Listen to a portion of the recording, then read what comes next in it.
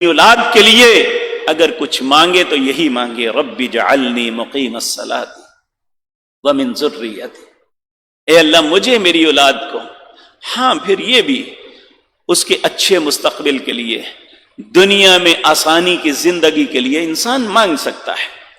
جب اللہ رب العزت نے آزمائشوں کے بعد ابراہیم علیہ السلام کو کہا انی جاعلک للناس اماما، اے ابراہیم میں تمہیں لوگوں کا امام بنانے لگا ہوں۔ اب متقین کے جو پہلے گزر چکے، قیامت تک جتنے متقین ہیں، اللہ نے سیدنا ابراہیم علیہ السلام کو سب کا امام بنایا۔ یہ کیا ہو رہا ہے جی؟ وَجَعَلْنَا لِلْمُتَّقِينَ إِمَامًا، اللہ نے سب کا امام ابراہیم علیہ السلام کو بنایا۔ اس وقت پھر ابراہیم علیہ السلام اللہ سے التجا کرتے ہیں، قَالَ وَمِن ذُرِّيَّتِي، اے اللہ یہ امامت میرے بچوں کو بھی ملے گی؟ تو اللہ نے اس کا جواب دیا، لَا يَنَالُ عَهْدِ الظَّالِمِينَ، اے ابراہیم میرا ظالموں کے ساتھ کوئی عہد نہیں ہے کہ کوئی شخص ظلم کرے اور یہ سمجھے کہ نبی کے رشتہ داری مجھے امامت پہ فائز کر دے گی یا رکھے گی، اسے یہ بھول ہے۔ اگر انبیاء کا اولاد ہونا بھی بے عملی میں ہمارے کام نہیں آئے گا تو آج ہم جو کر رہے ہیں ہمارے کس کام آئے گا؟ ہمارا تو کسی نبی کے ساتھ رشتہ نہیں ہے۔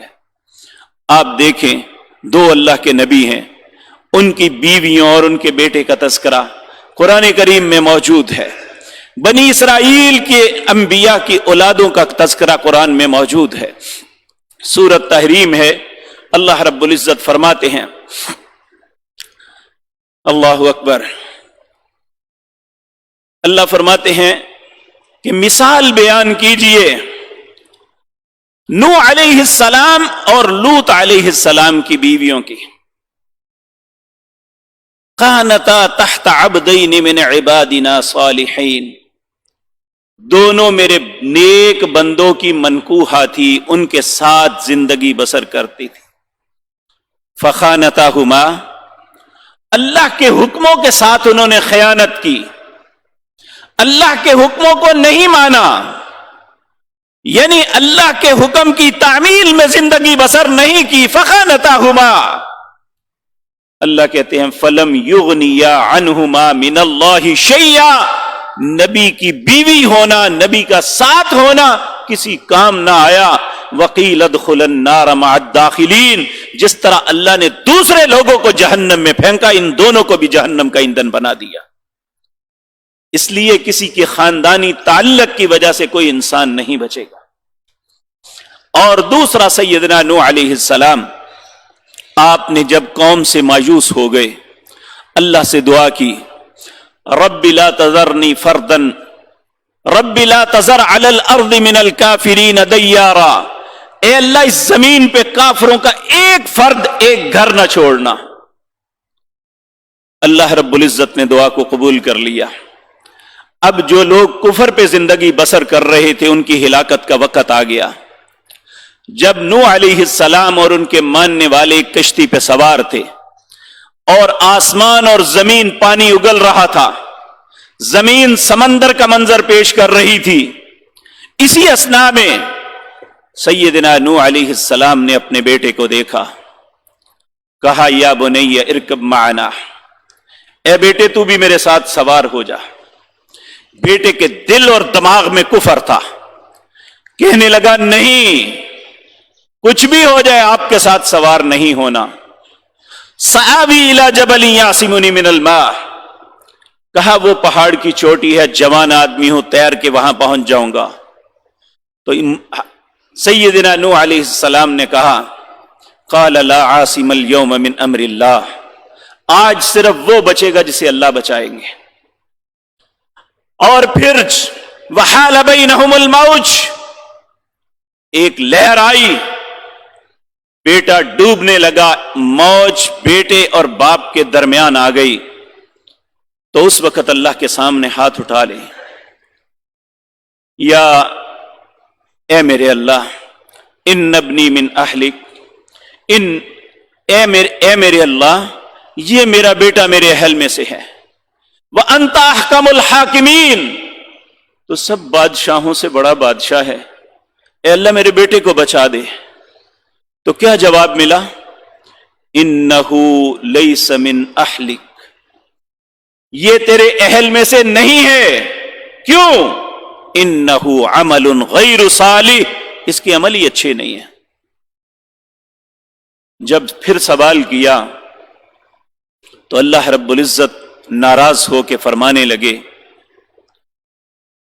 ہاں انہ عمل فلا تسألنی ما لیس لک بہ علم، اے میرے نوح، جس چیز کا آپ کو علم نہیں ہے مجھ سے اب دوبارہ سوال نہ کرنا، اپنے بیٹے کے لیے مجھ سے بچانے کا سوال نہ کرنا۔ انی اعظک ان تکون من الجاہلین، اگر اس کے لیے دوبارہ سوال کیا جسے میں ہلاک کرنے کا ارادہ کر چکا ہوں، میں نبیوں سے نکال کے جاہلوں میں کھڑا کر دوں گا۔ اس لیے میرے عزیز بھائیو، خاندانی وجاہت کوئی چیز نہیں ہے، اللہ کے نزدیک عمل ہے۔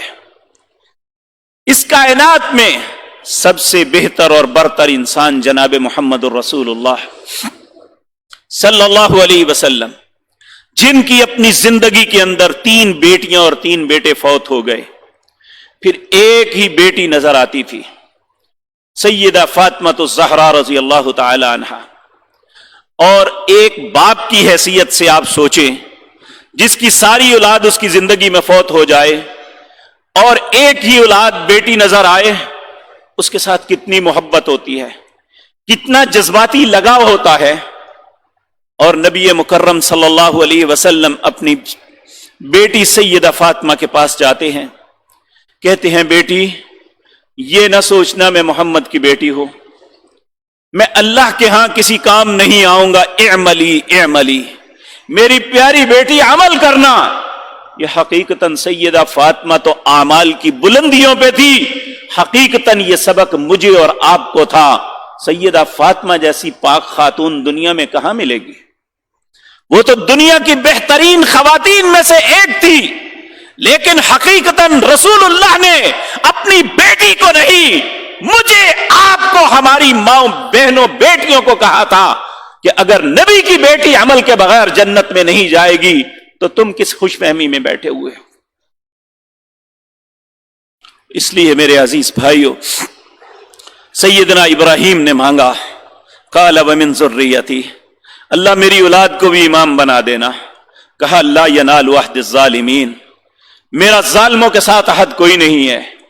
پھر اس کے بعد ہمیں تاریخ بتاتی ہے، قرآن ہمیں بتاتا ہے، سورۃ مریم ہے کہ بنی اسرائیل سیدنا اسحاق سے لے کر سیدنا عیسیٰ علیہ السلام تک 3000 نبی بنی اسرائیل میں صرف ہوئے ہیں، اور ہر نبی کے بنی اسرائیل میں جو بھی افراد تھے کسی نہ کسی نبی کے رشتہ دار تھے، کسی کا نانا نبی، کسی کا ماموں نبی، کسی کا خالو نبی، کسی کا دادا نبی، ہر نبیوں کے رشتہ دار۔ لیکن جب عملی زندگی خراب ہو گئی، نمازیں چھوٹ گئی، تو پھر نتیجہ کیا نکلا؟ اللہ کہتے ہیں فخلف من بعدهم خلف اضاعوا الصلاة واتبعوا الشہوات فسوف یلقون غیا۔ ان انبیاء کے بعد ان کی اولادوں میں ناخلف لوگ پیدا ہو گئے، جنہوں نے نمازوں کو ضائع کر دیا، خواہشات کے پیچھے چل پڑے، برائی اور بے حیائی کو نہ انہوں نے سمجھا، تو اللہ فرماتے ہیں میں جہنم کے سب سے نچلے گڑھے میں ان کا گھر بنا دیا۔ اس لیے میرے عزیز بھائیوں، ہمارا تو رشتہ بھی کسی نبی کے ساتھ کوئی نہیں، ہم تو صرف ایک اسلام کا رشتہ اٹھائے پھرتے ہیں۔ اسلام کا رشتہ بھی تب ہے جب ہم فرما برداری کی زندگی بسر کریں گے۔ ابراہیم علیہ السلام کی سیرت بھی یہی ہے، جناب محمد الرسول اللہ کا طریقہ بھی یہی ہے کہ ہماری زندگی ان کی سیرت کے مطابق، ان کے طریقے کے مطابق، ان کے حکموں کے مطابق گزرے گی تو ہم اپنے سینے پہ ہاتھ رکھ کے مسلمان کہہ سکتے ہیں، وگرنہ اسلام سے ہمارا کیا تعلق؟ آج بدعملی کی صورت یہ ہے کہ ایک شخص ساری زندگی بھی نماز نہ پڑھے کہتا ہے مسلمان، جبکہ رسول اللہ نے کہا تھا کہ من ترک الصلاۃ متعمدا فقد کفر، جس نے ایک نماز بھی جان بوجھ کے چھوڑی اس نے کفر کیا۔ آپ نے فرمایا جس نے نمازیں نہ پڑھی، بین العبد و بین الکفر ترک الصلاۃ، مسلمان اور کافر کے درمیان فرق یہ ہے کہ مسلمان نماز پڑھتا ہے، کافر نماز نہیں پڑھتا۔